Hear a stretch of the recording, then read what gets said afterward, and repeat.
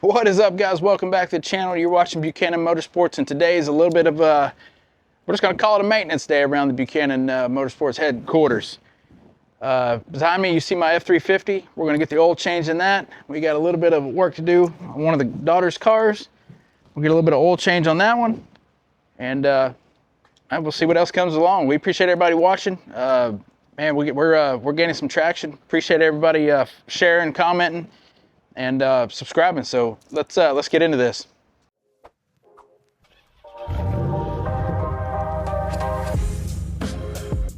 All right, guys. First thing on the list today is our Ford F350 2020 model. It is the 6.7 Powerstroke. Got 118,000 miles on it. Up until now, the dealership has done all the maintenance on this thing besides replacing batteries. And I want to ask y'all for a little bit of help here in just a second on these batteries, but I did all that, basically let the dealership do it because it was because it was under warranty, and I wanted all the documentation for any kind of claims that may have been done, which luckily we did not have to do, but we had all the documentation for that. But today we're going to knock out the oil. We're going to put in a fresh Motorcraft filter, a little bit of Shell Rotella T6 oil, and then we'll just, like I said, we'll get into probably cleaning these batteries up. For some reason, this truck likes to eat batteries.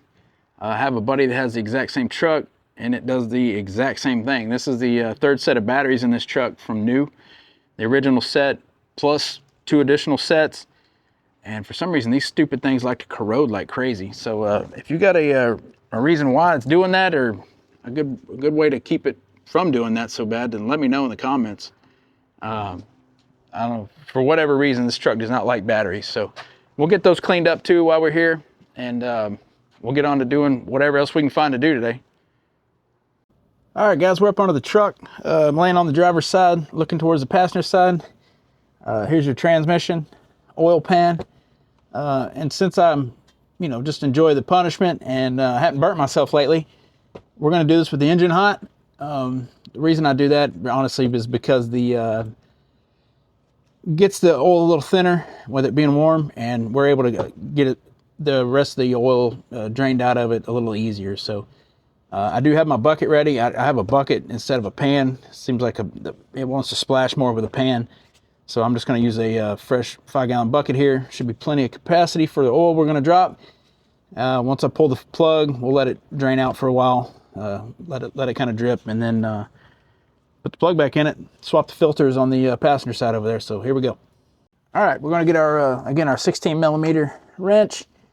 Loosen this plug up. Get our bucket in place. Sorry, you're probably not going to be able to see it real well. It is already starting to drip, which is fine. I want to get this plug.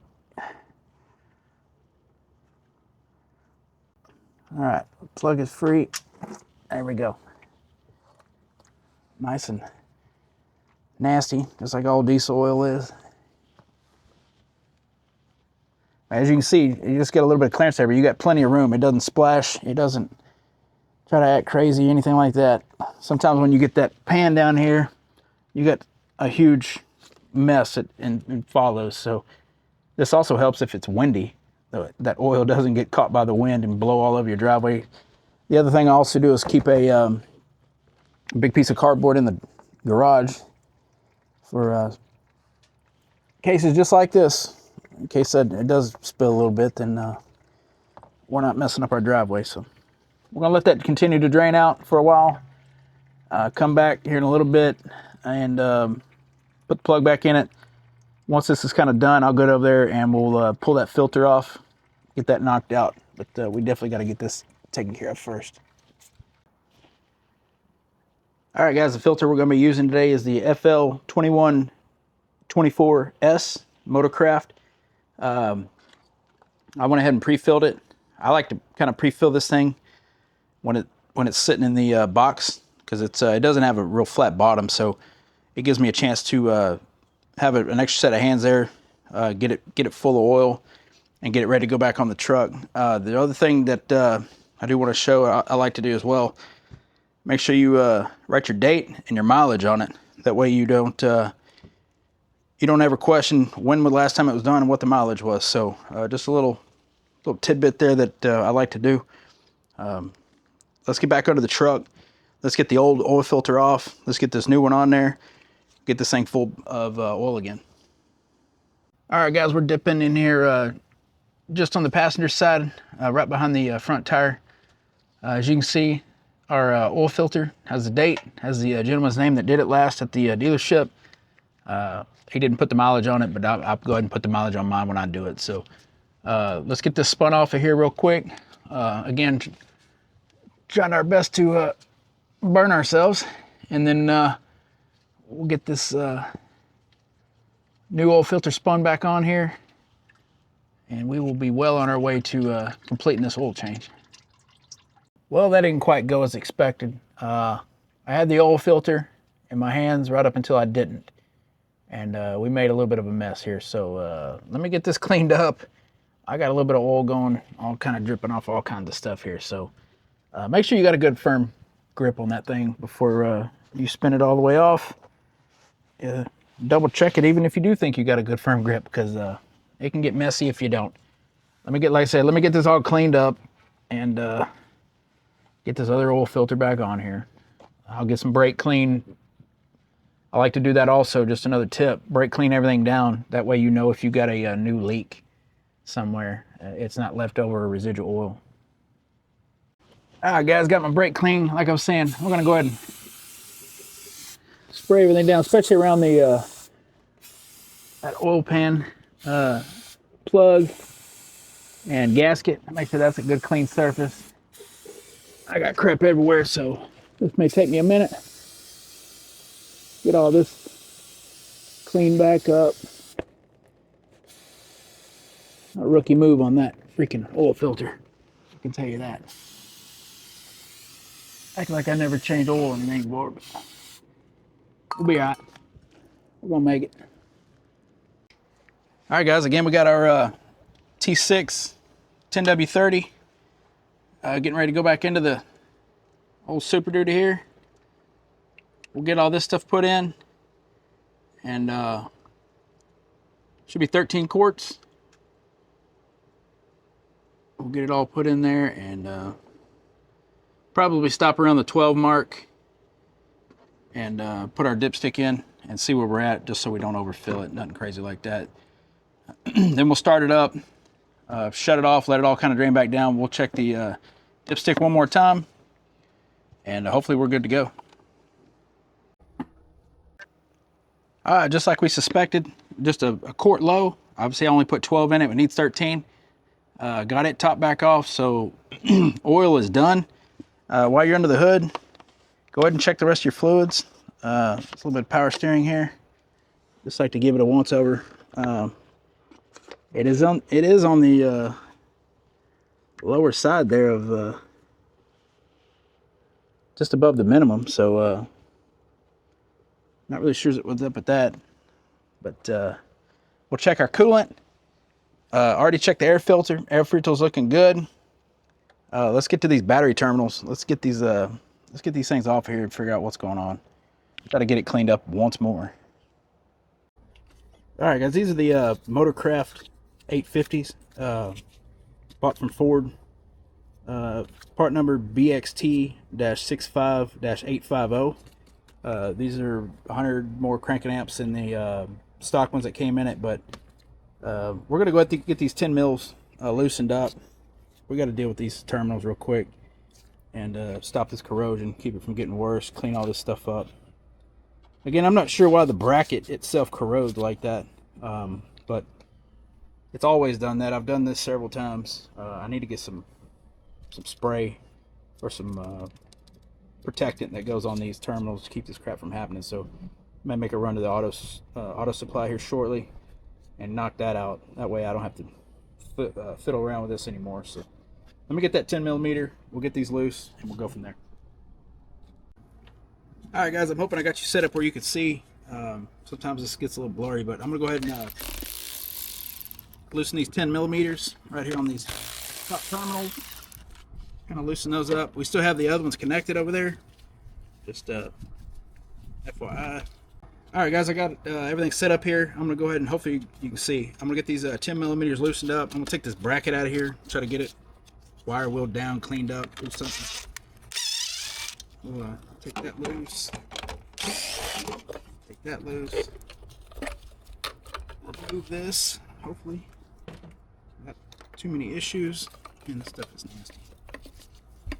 It's aggravating right here that this kind of stuff corrodes the way it does. And like I said, this has been cleaned up more than once. So we got that loose. Just loosen these up a little bit. There we go. Alright, that one's free. That one's free. Just keep in mind that right now the other side is still connected. So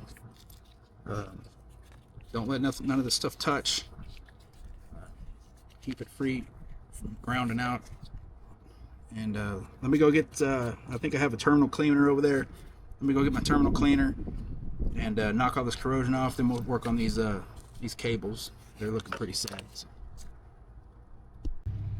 Alright guys, if you don't own one of these or something similar, it's they're definitely useful.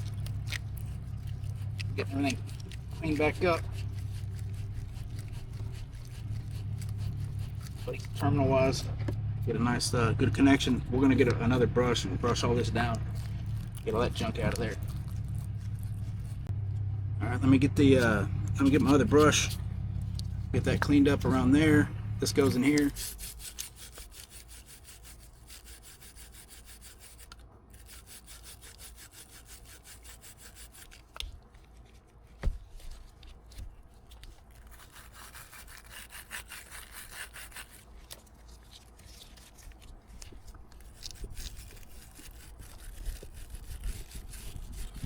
Time for a new one of these.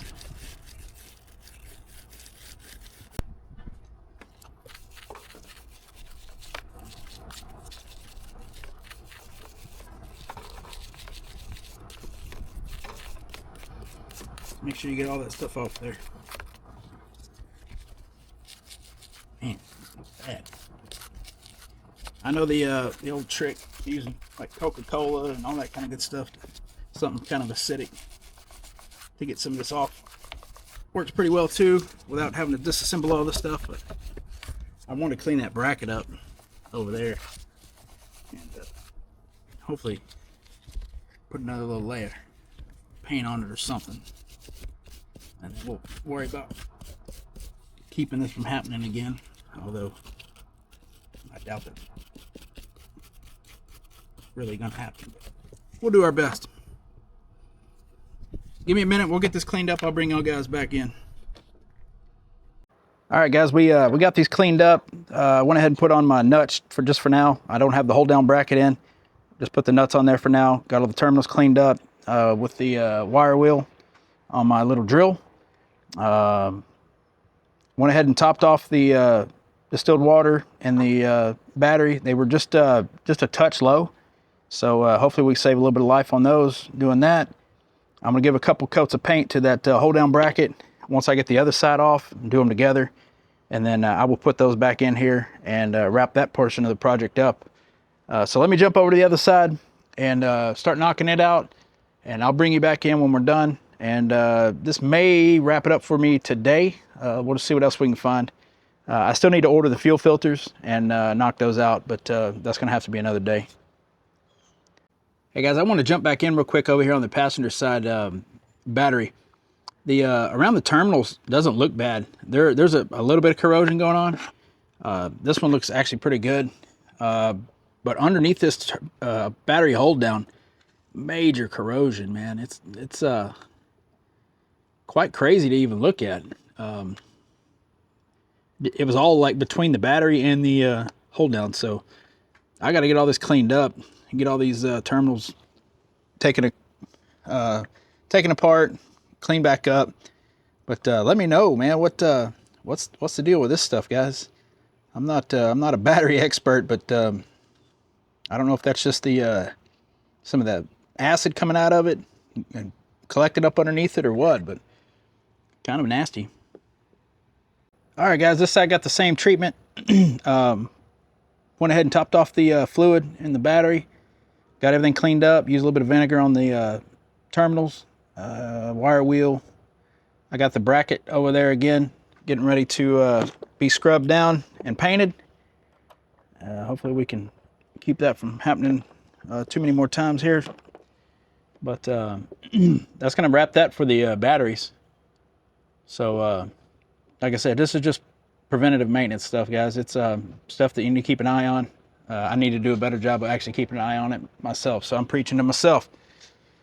Anyway, let me get this button back up. Let me get over there, scuff them brackets up, get a coat of paint on them. All right, guys, just like that, we got the battery hold downs painted up, reinstalled, everything secured back down. Still got to go get the spray coating, put on those terminals, bring it over to show you both sides.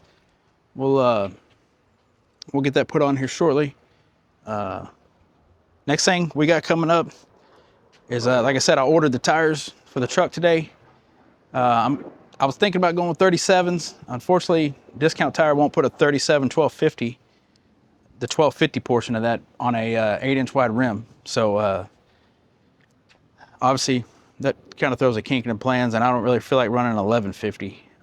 They have a 37 1150, but I got limited options, and I really don't like that